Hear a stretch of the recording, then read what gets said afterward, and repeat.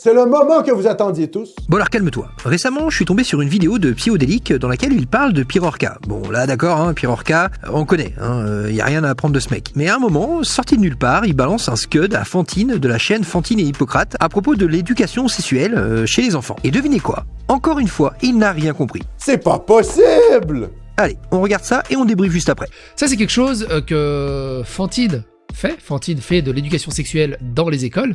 Et il y a ce passage-là, par exemple.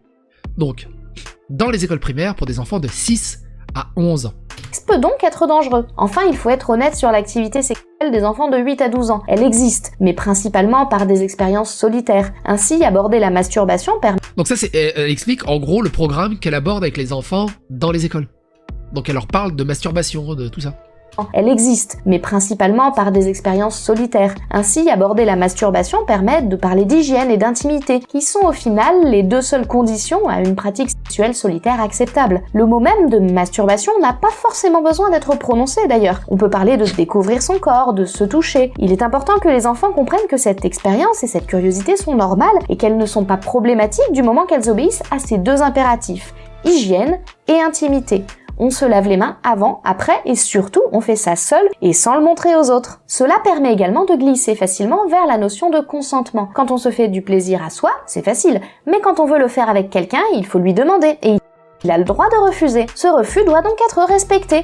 De parler de consentement à un gamin de 6 ans pour lui expliquer qu'il peut se masturber, mais que si sa copine en face, elle a envie de se masturber, Et c'est comme ça que tu te retrouves avec des gamins dans les toilettes en train d'essayer ce que la médecin est venue leur parler. Mais bref, continuons avec Pirorca. Voilà, donc non seulement Psyo ne comprend pas l'intérêt de ce genre d'intervention, et il trouve ça dangereux. Si, carrément. Il trouve Fantine dangereuse pour la société. Donc ce type-là, évidemment, raconte n'importe quoi. C'est un hurluberlu, voilà.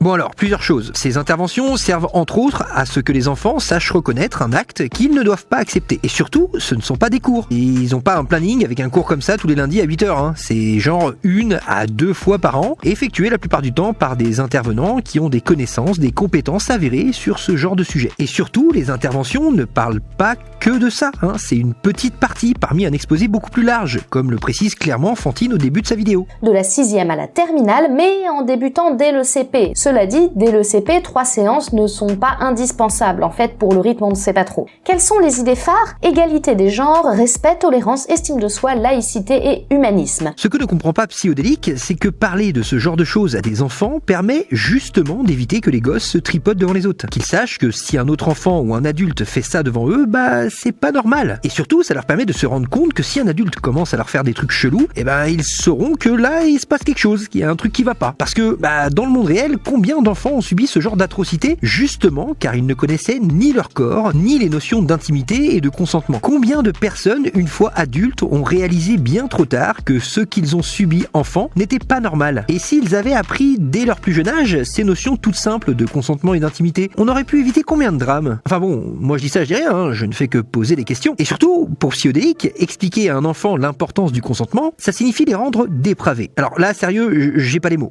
C'est un peu comme si une personne m'expliquait que 2 plus 2, ça fait 5. Limite, j'aurais tendance à lui dire, tu sais quoi mec, flemme, on va dire que t'as raison. Mais non mon gars, mais non. D'ailleurs, la cigarette et l'alcool, ça engendre également des drames. Mais ça ne sert à rien de parler de ces choses à un enfant, non. Laissons-les découvrir ces choses-là tout seuls à l'adolescence. Laissons faire la nature et surtout ne faisons jamais de prévention. Car oui, les cours dont parle Fantine dans sa vidéo, ce ne sont ni plus ni moins que des cours de prévention. Rien de plus. Mais ce qui me fume principalement, c'est son argument contre ce genre d'intervention. Écoutez. Et c'est comme ça que tu te retrouves avec des gamins dans les toilettes en train d'essayer ce que la médecin est venue leur parler. Mais est-ce qu'ils sont tarés, ces gars?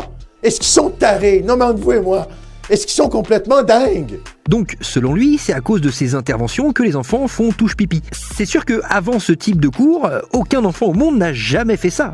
C'est sûr, jamais. Ce genre de comportement n'existait pas avant. Non. D'ailleurs, l'autre jour, je suis passé devant une école primaire, les gamins, ils étaient tous en train de faire touche-pipi dans la cour de récré et les enseignants applaudissaient. J'étais choqué. Du coup, j'ai mené l'enquête. Eh bien, devinez quoi? Le matin même, Fantine avait fait une intervention précisément dans cette école. Hasard?